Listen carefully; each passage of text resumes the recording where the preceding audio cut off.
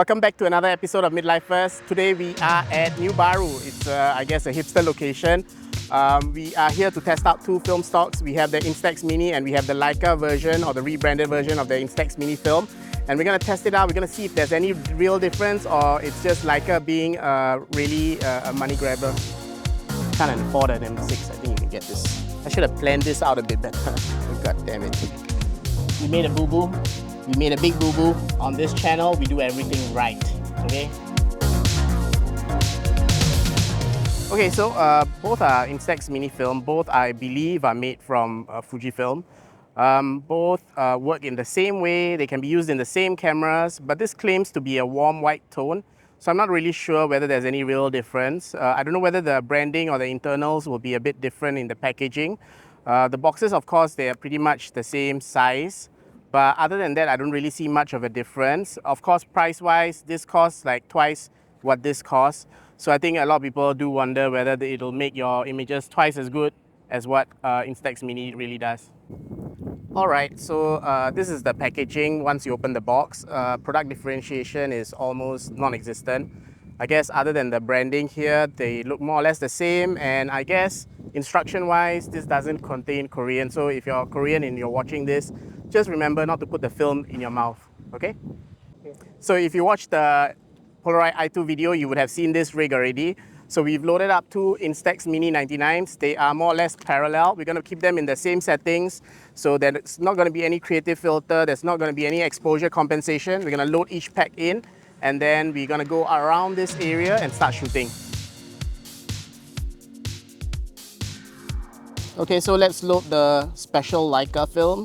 I think it smells like an M6. So if you can't afford an M6, I think you can get this. It still has the Fujifilm branding on the cartridge. It says it's an Instax Mini. Oh look, it's the same cartridge. Who would have thought? It's the same? Looks the same. Looks the same. I should have planned this out a bit better. God damn it. Yeah. Okay, we're gonna take the first shot.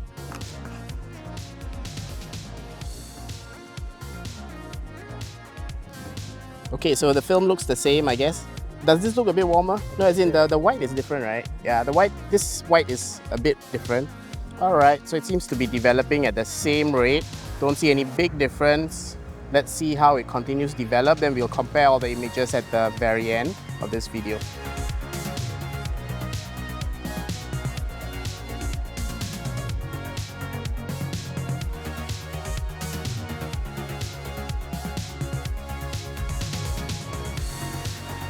Or maybe should we go down, like what they're doing? Alright, here we take With the Sky.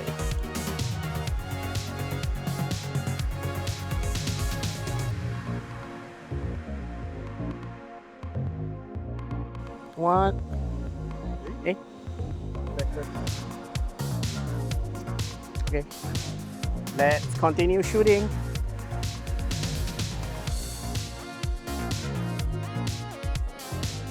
Alright, look here, smile. So we made a boo-boo. We made a big boo-boo. We left the vignette on one of the cameras and it was not switched on the other. So actually we're gonna redo everything now because on this channel we do everything right, okay? Just like what Leica users would do, they'll just use any excuse to shoot more frames and waste money.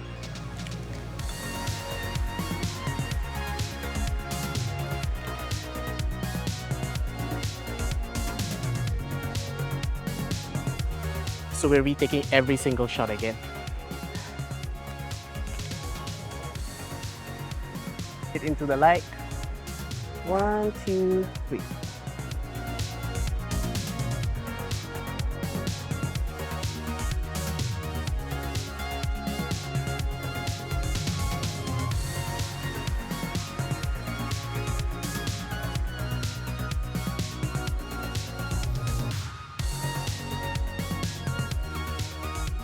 Alright, so we're here enjoying a pint at Gulp. So it's a great do check it out. We're gonna look through all the images now. We're gonna compare how they look like. I'm gonna post the photos all up so you all can compare as well. We're gonna scan them in. If you look at the images side by side, I think there is a very slight difference, okay? The Instax tends to lean a bit magenta on all the images, and the Leica so far leans a bit more green. But honestly, we're like kind of like splitting hairs. Like if you ask me, it could be a difference in the batch that it was made, though they're very similar expiry. When we look at some of the photos, like those of Ian, for instance, I think you can see the magenta shift a bit more clearly. They become a bit more evident in the skin tones. I think this one is a great image. You can look at it side by side later on. When we looked at how they develop and all that, they seem to develop all the same. If you're a Fujifilm Instax user, I think if you use these film and look through all of them, you probably will think that there is next to no difference and it's not worth the money. If you're a Leica user, you probably will claim that the tones are worth it, and there is a subtle but noticeable difference, and the film handles better and the quality is only noticeable if you actually try it.